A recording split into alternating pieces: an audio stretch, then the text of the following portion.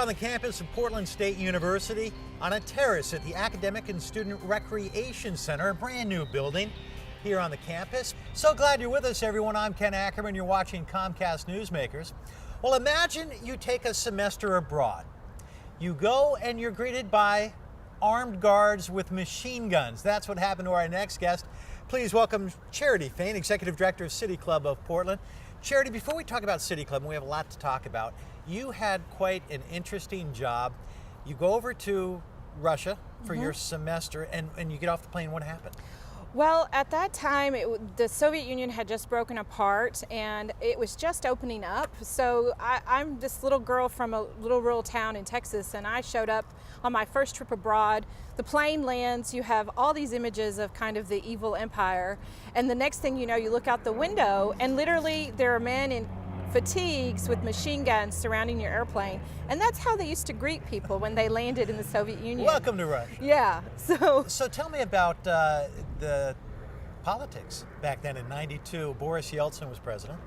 Yeah, at that time, people really didn't know what to expect about the future. They were optimistic about political change. They were optimistic about political freedoms, but they were also scared and nervous because they'd never had those kind of opportunities before. I think some things might be very similar to what's going on in the Middle East now as there's political change. But it was really interesting for me as a student studying and for the people that I met there, because at that time it felt like anything was possible. So there was a sense of possibilities on the horizon. However, you were sent there by the U.S. government, which funded to create a democracy or to help transition into a democracy? Yeah.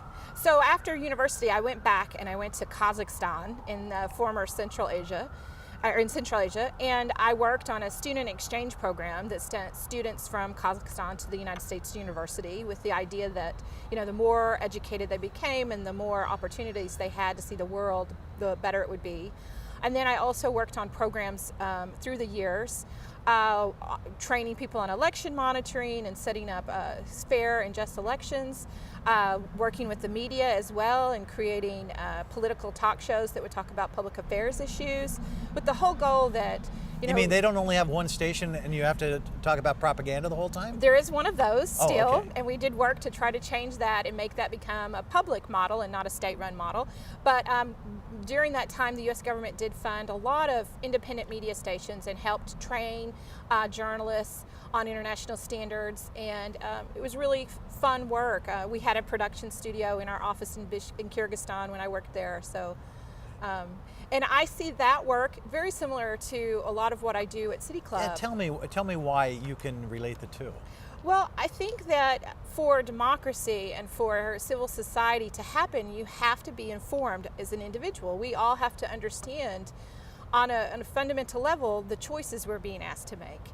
So in Kyrgyzstan and Kazakhstan, people had a very small knowledge about what that was, and we had to really start at the ground floor.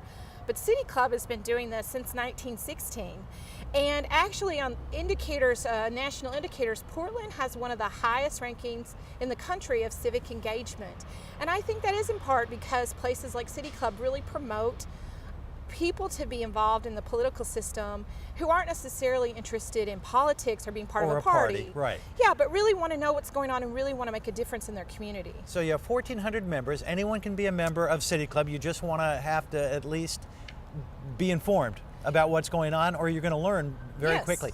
Now, in our very few seconds we have left, give me one, something that's passed through City Club that was a brainchild of City Club that has gone on and shaped Portland. Sure. We have an amazing research program at City Club that is truly citizen-driven. It's not experts, it's people just from any walk of life who come in and learn about a topic.